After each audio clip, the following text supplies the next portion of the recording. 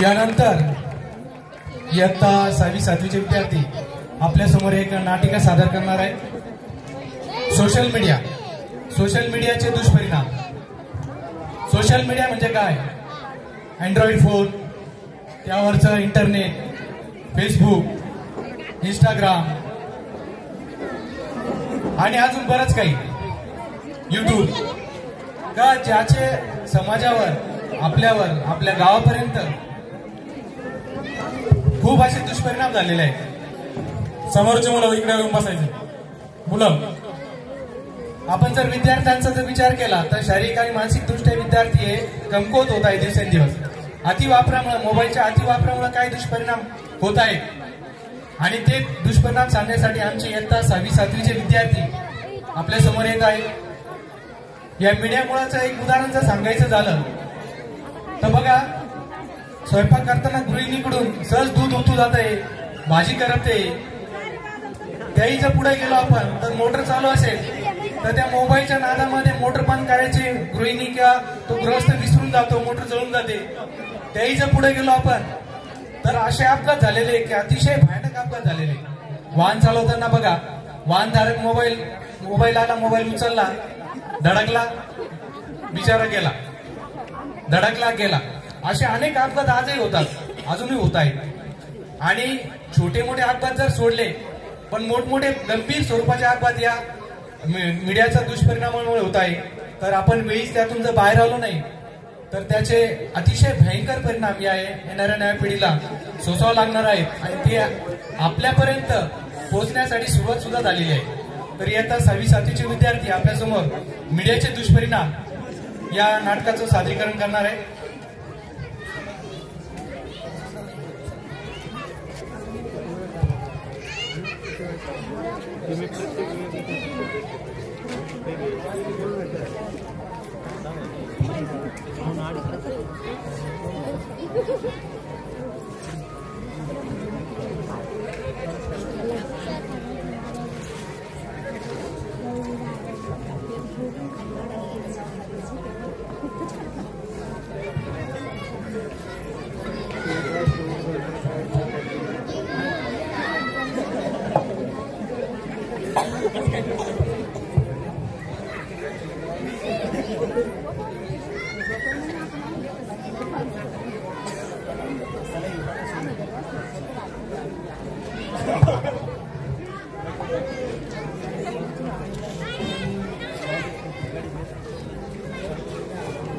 इयत्ता 6वी 7वीचे विद्यार्थी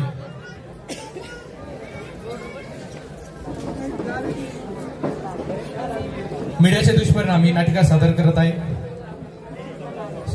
स्टार्ट।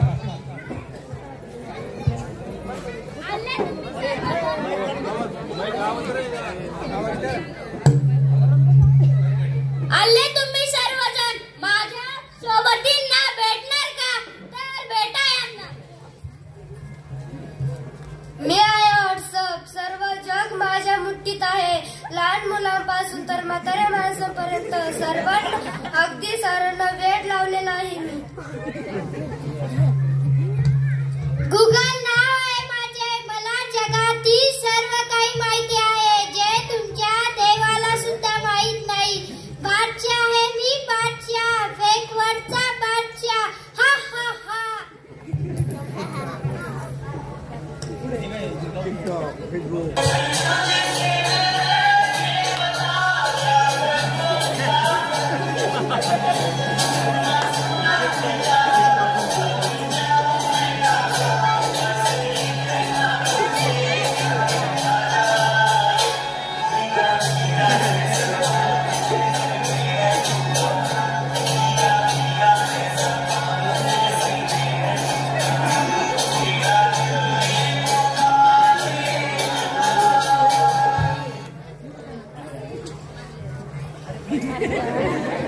मला टिकटॉक म्हणतात, नेता, अभिनेता, खेळाडू, मुले, कुणीही माझ्या समोर टिकू शकणार नाही।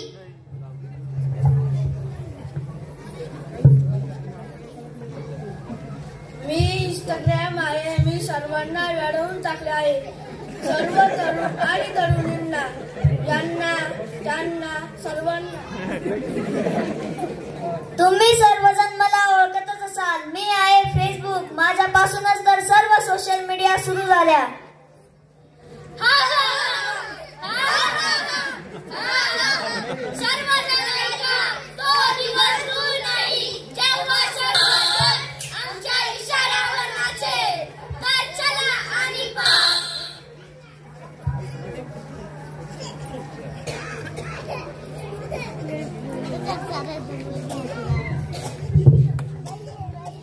आई, उद्या माझी परीक्षा आहे. मला तर काही समजतच नाही. प्लीज तुम्हाला हे समजावून सांगते का? का बाळा, तुझ्या शिक्षकांनी काही शिकवले नाही का? आई, शिक्षकांनी शिकवले तर पण मीच विसरून गेले. बाळा, मी तर आता कामात मग्न आहे. तू तुझ्या पापाकडे जाऊन समजावून घे. बरं आई.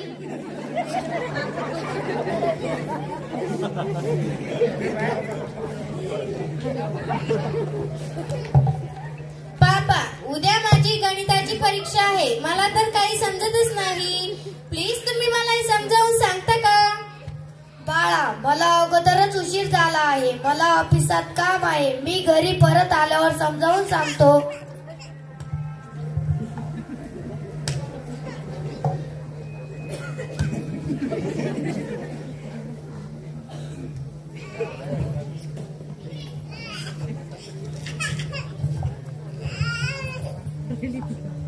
पापा, आता तरी तुम्ही मला समजावून सांगणार आहात का?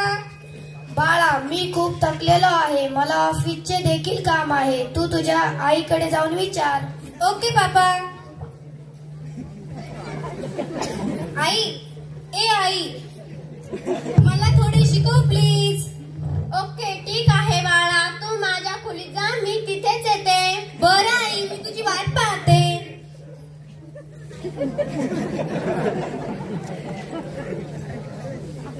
अरे देवा, आईला किती उशीर होत आहे. आई तर अजून आलीच नाही. मी आता काय करू? हा, तोपर्यंत मी मोबाईलवर सर्च करते.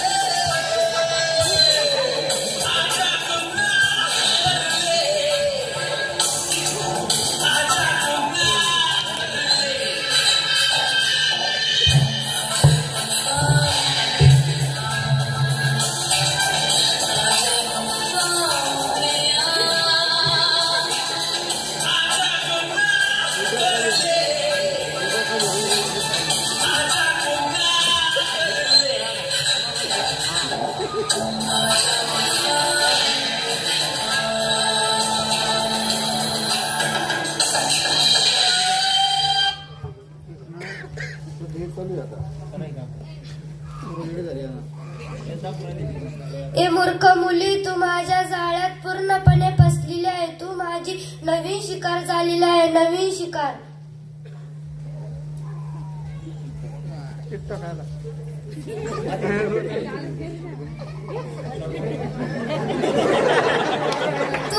तू माझी नवीन शिकार झालेली आहे. माझी नवीन शिकार. काय होत त्याला?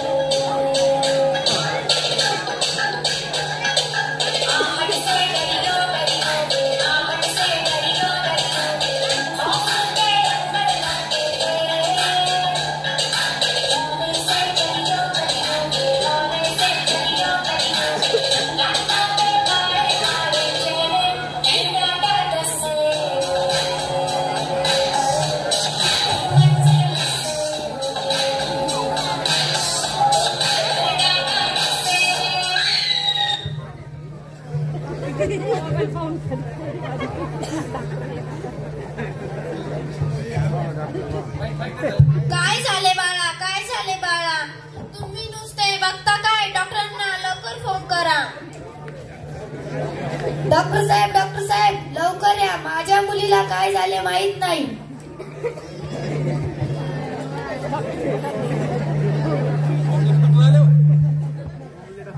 पहा, अजून एक शिकार. तुमचे 5000 मित्र फेसबुकवर असतील, पण तुम्हाला वाचवायला कोणी येणार नाही. आम्ही शक्तिमान आहोत. We are Shaktimaan.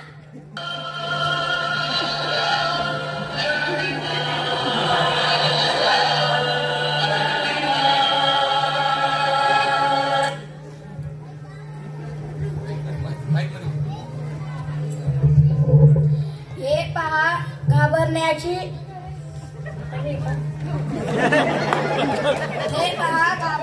आणि चिंता करण्याची काही गरज नाही. सोशल मीडियाचा जास्त वापर केल्यामुळे म्हणजेच मोबाईल फोनच्या जास्त वापरामुळे ह्या मुलीची अशी अवस्था झालेली आहे.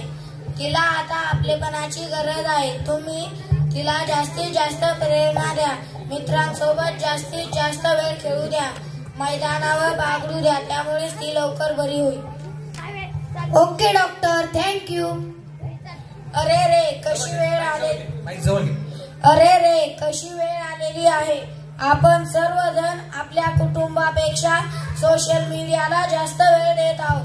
आपल्या माणसांमध्ये मिसळण्यात रमण्यात जो आनंद आहे तो विसरून जातो आणि सोशल मीडियाचा वापर करता करता विसरून जातो की सोशल मीडियाचा आपला उपयोग करून घेते.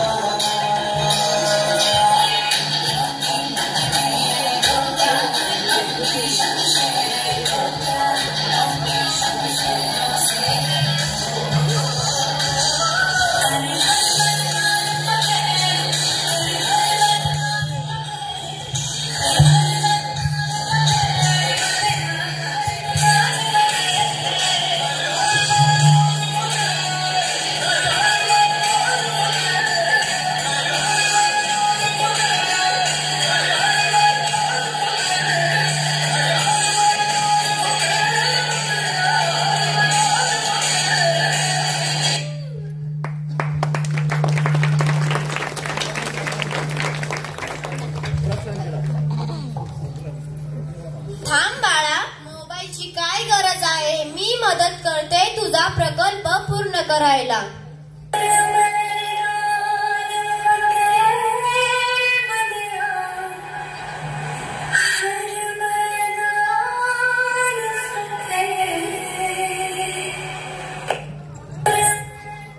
जोरदार टाळ्या या बालकलाकारांसाठी झाले पाहिजे.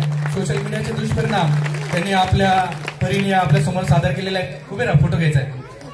आपणही या सोशल मीडियापासून दूर न राहता गरजेपुरता त्याचा वापर केला पाहिजे, कारण हे युग तंत्रज्ञानाचं युग आहे. आपल्याला